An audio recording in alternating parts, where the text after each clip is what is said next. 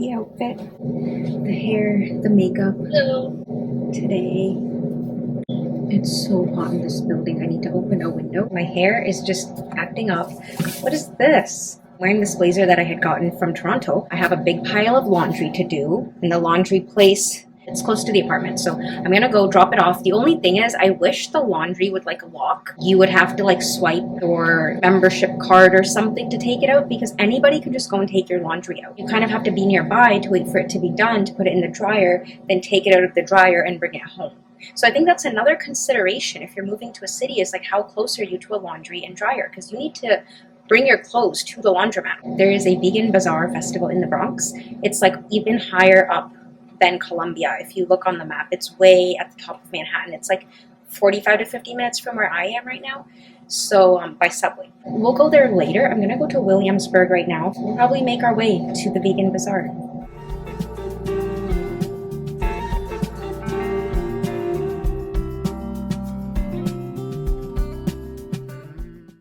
I had to put a little clip in my hair because it was just so all over the place. And now I have a big bag, this gigantic bag, bringing my laundry with me. Let's go. Have a lot to get done. For laundry detergent, Molly's Suds. I love this brand, and it's just a powder. You just need like 1 scoop to actually get your laundry load done, which is nice. And then I forget what company I used because I took these out of the bag before I came here. I always just go with this brand because it's my favorite.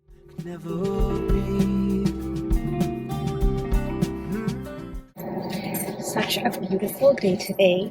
It's like 16 degrees. I'm gonna go drop off this laundry.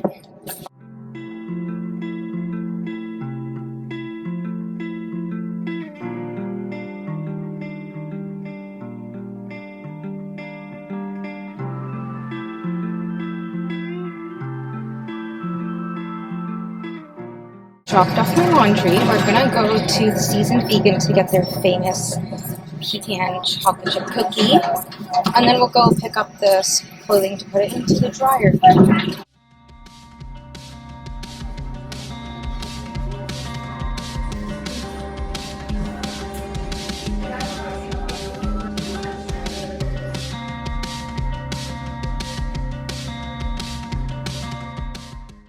This iced cappuccino is amazing, and Seasoned Vegan is like right across the road. Let's go try their chocolate chip cookie.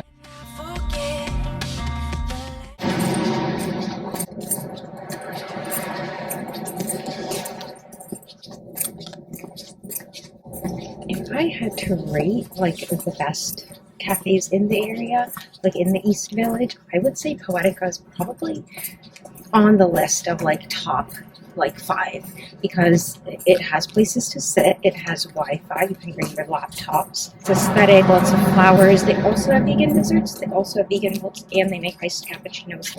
10 out of 10 for Poetica. I'm glad I went there because it actually wasn't on my list. This is the famous Seasoned Vegan's salted pecan chocolate chip cookie. It's kind of small. It's really thick and like nice and chewy.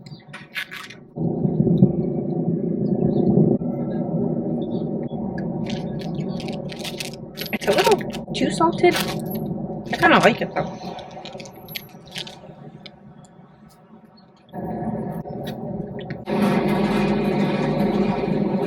Okay, so what is going on with my hair? What is this? Okay, I need to like put a clip back in my hair. I want to do laundry, which just takes so long because you have to bring all of your dirty laundry to the laundromat, put it in the laundry. You have to, well, first load money onto a card, tap that card, then you can put your clothes into the laundry, which opens for you once you tap the card. Then, because you can't tap your regular like debit card, you have to tap the laundry card with money loaded into it. That's how they get you. Wait for that, which is about 20 minutes. Then you have to come back, put your clothes into the dryer, tap your card again, which is about another 20-30 minutes. Then you have to bring all of it back to your apartment. And you also have to make sure to bring laundry detergent, dryer sheets, and anything else you want, or you're gonna have to buy it there, and a bag to bring your clothes back. It's just a whole ordeal. It took like 1 hour. I'm done. And now we're gonna go to Williamsburg to get some pastries, donuts, I don't know what else.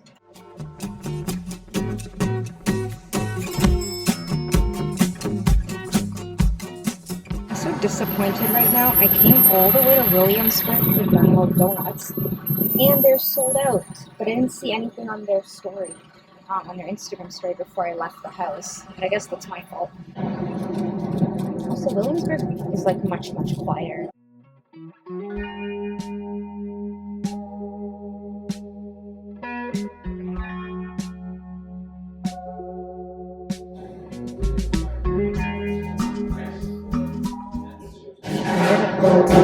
Amy tofu. I don't know how to pronounce it. Maybe Amy tofu, but it's like 100% vegan Asian place.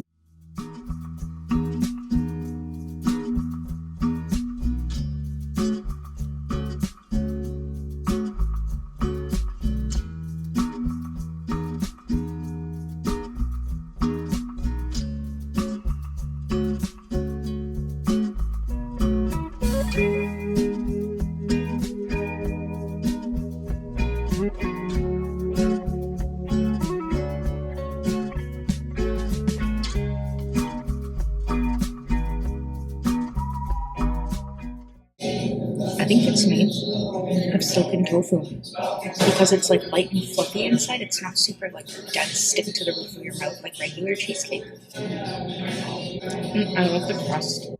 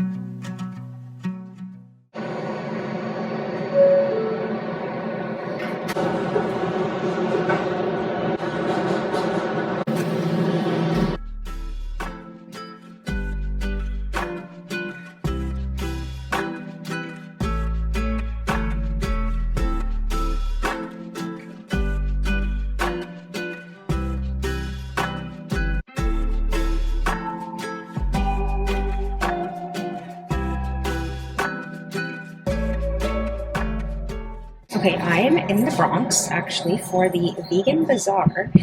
So, I've never been in the Bronx before.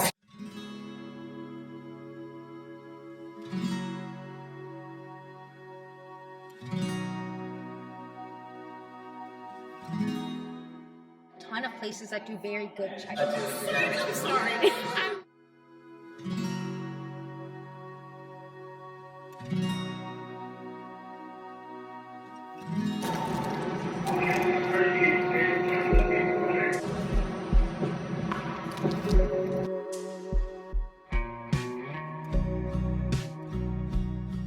I'm home. Actually, I came home a while ago, and it's like 1:30 in the morning. And so I went to Williamsburg, actually kind of like East Williamsburg going into Bushwick area. When you actually go into these areas, you see how the neighborhoods are all very different from each other. There were a lot of industrial buildings, and there was a really cute cafe, so I went inside. It was starting to get really cold, so I got a cappuccino. If you're coming to New York, take cash, because some places are cash only, and I never expected that cafes would be cash only, but this one was. When I got the cappuccino, I swear it tasted like dairy milk because it has a very distinct taste, and I don't know if it was actually almond milk or if she had like messed up my order, and I never asked. And I'm like, there is a restaurant called the Carver, 100% plant-based. Their food is so good. They make vegan meats, they have different drinks, they have pastries. They are the only place that I've been able to find a chocolate chip cookie dough croissant. I remember that this had gone viral on social media a while back where people were mixing like croissant with chocolate chip cookie and baking like the cookie dough in with the croissant. So it was like a cookie dough croissant. And this is the only place that I have found in New York City that makes it vegan. They'll also warm it up for you if you ask. I also got a chocolate chip cookie. Crispy on the edges, soft in the middle. Love that. And I did eat the croissant. I remember I saw something about a campfire s'mores latte. They had very unique drinks. Other thing I found that I wanted to try was their French toast muffin. If I pull at it, it pulls apart, kind of like pull apart monkey bread, if you've ever had that. It's coated with icing sugar, like powdered sugar, and it kind of pulls apart in little pieces. And it tastes like that chewiness of French toast, but in a muffin. And there were two people who had ordered before me. They were waiting outside the cafe for their other food, and they were eating some of the desserts while they were waiting for the rest of their order. They came in while I was ordering, and I looked over. I mean, they came to talk to the lady behind the counter just to tell her how good the food was. Like, they were gushing about it. Like, they had gotten the cinnamon roll, and I think that the coconut banana muffin or something like that. They were like, this is like so good. We don't even like cinnamon rolls, and this is amazing. Maybe I should try that next time. But for anybody who likes cinnamon, apparently they have amazing cinnamon rolls. If you guys have seen the TV show And Just Like That, there is a lady on the show named Seema. Her character was very sassy. I liked it. I swear the actress who played her, she came in while I was waiting for my food. What do I do with it? And then I went to the vegan bazaar. So the vegan bazaar is in the Bronx. It was kind of a gathering of small businesses, and it happens every month. Actually, this was my first time going. So the first girl I met, her name was Venus, and that's such a beautiful name too, and I'm never going to forget it because I'm always like thinking of the planet Venus now. So she was basically telling me how like she started her candle business. I got one of the candles. I'm here for a couple of weeks. My suitcase was ripping at the seams because I refused to bring a check-in bag. So I just had my personal item in my carry-on, and both of them were just literally going to rip. When I went through airport security, the security guard made fun of me because he was like, big bag you got there. It's 50 pounds. My backpack was 50 pounds. He's like, you should bring more stuff next time you come. I don't know how I'm going to fit this candle to bring it home. Let's see how this smells. So the one I got was brown sugar and fig. Venus was telling me, she told me that the smell was inspired by her mom, who used to make like this cake with a brown sugar glaze on top. For all the other smells, like she had a campfire, marshmallow kind of smell. And that was inspired because she used to go camping a lot growing up. And it's like when you're sleeping outside and you smell the warm fire, the s'mores that you're roasting outside. Like, I can't wait to light this up. Also, it burns, I think she said, for 50 to 60 hours, which is a lot. So, look at that. Like, they're even small things. Like, she was telling me how, like, some of the vanilla flavor that she wanted to use in her candles, a lot of times when she found candles, they would be slightly off tinge. Like, they would turn yellow because the vanilla would oxidize. That would make the candle wax yellow, and she didn't want that. So she finally found a very specific vanilla that she uses in her candles. And she also said it took about 2 to 2.5 years, I believe, to perfect. It's called Ethereal Aura. Completely forgot to even name the company. That smells really good. Next, I want to talk about this cupcake brand. This brand, and I met the lady who started this, she started just learning how to make vegan desserts because she was allergic to eggs. This was more than a decade ago because she told me about 10, 11 years ago is when she started baking vegan desserts. Well before that, she was allergic to eggs and she didn't like any of the vegan desserts on the menu. And so, like, I mean, even like more than a decade ago, you can only imagine there were not a lot of vegan options out there. So she started cooking things at home or baking things at home. So she actually won a cupcake competition where it wasn't a vegan competition. She won that with her vegan cupcakes, specifically her strawberry shortcake cupcake, which I will show you guys. She had strawberry shortcake, her number one bestseller, which was pistachio. She also did a Biscoff cupcake with a Biscoff white chocolate truffle on top. She was the only person I've ever seen to make a vegan Twinkie and sell it. So she also had vegan Twinkies that you could buy at that market. I haven't seen that anywhere else in New York because Twinkies are such a niche, nostalgic kind of thing for people who grew up in that time and like ate Twinkies and now they're vegan. It's like they probably haven't had a Twinkie in years. And that's exactly, what she was facing. And she's like, I really want a Twinkie. So she has the Twinkie pan. And then, she literally makes the Twinkies, they look just like regular Twinkies. I was never really a Twinkies person. I probably had one like maybe once or twice in my life when I was younger. I did get two of her cupcakes. So she's like, I don't even know how to bake non-vegan. A lot of times it's like bakers usually start out with non-vegan stuff and then they maybe switch over to being vegan. It's the other way around. It's like starting off with vegan baking and never learning to bake with, eggs and other things. So let me show you guys the flavors. It smells amazing. Oh no. Oh no. Oh, that fell everywhere. Okay, well, so this is the strawberry shortcake cupcake. Look at that. I haven't had a strawberry cupcake in so long. I think the only place I saw a vegan strawberry cupcake, also lemon, and vegan red velvet, was the Little Cupcake Bake Shop. And if you've ever seen the TV show Younger, which is set in New York, they also have filmed one scene in the Little Cupcake Bake Shop. A lot of the bakeries I go to, I notice they might have like one vegan muffin or a banana bread loaf or a chocolate chip cookie, but finding like different vegan things, like maybe a red velvet cupcake with vegan cream cheese frosting, you can't find those anywhere, right? They're kind of more niche things, which is interesting to like try something different, like the French toast muffin. The Biscoff cupcake.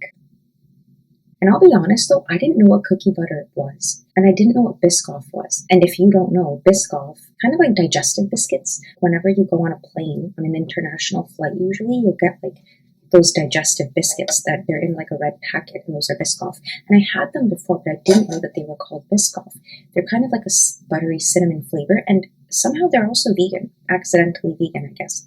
Just like Oreos are accidentally vegan. But this is kind of like, dare I say, the Oreo of the UK. I never had cookie butter growing up. I never had Biscoff growing up. I never had desserts with any of that stuff. But Oreos, like I had them all the time. And I don't know if people, growing up in the UK had Oreos as much as we did over here. And so more recently on social media, like in the last 2 years, I've been seeing a lot of like Biscoff related desserts, especially with vegan baking. And then I was like, oh, there's something called cookie butter. I think it's just a blend of like Biscoff cookies with some kind of fat base to like make a quote butter, like peanut butter. It's kind of like a cinnamon almond butter. The truffle fell. It looked like this before it fell. It actually has a white chocolate coating that she makes at home and a Biscoff truffle filling. If you see, it's all broken. You see the little. That's a really good filling. Lastly, I went to another booth. They made this like blue spirulina lemonade sweetened with agave. It was like having like tangy blue raspberry lemonade at a carnival. They had a few desserts. They sold out of some of the popular ones, but they had a new dessert on the menu. I kind of ate the top of it. So a lot of cute little toppings on there. Some kind of banana something.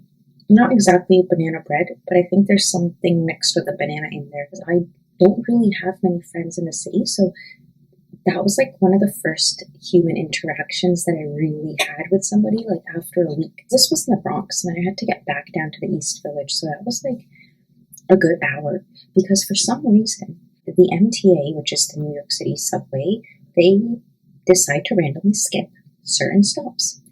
So they skipped my stop, and my Google Maps did not pick up on it. And then I ended up in Dumbo, like Brooklyn. So basically went from the Bronx straight down through Manhattan and into Brooklyn and completely skipped a borough. So then I switched back on the train going uptown, and I ended up getting closer to where I needed to go. And then I just ended up having to call a Lyft, unfortunately. It was a whole ordeal. Somebody on the train is giving the passengers the information over the loudspeaker. They need that information written out, like a little electronic screen. Maybe they can have like a robotic voice do the announcements and not somebody speaking into a loudspeaker with a muffled voice, because we literally, like, I could not make out what he was trying to say in terms of which stops were going to be skipped.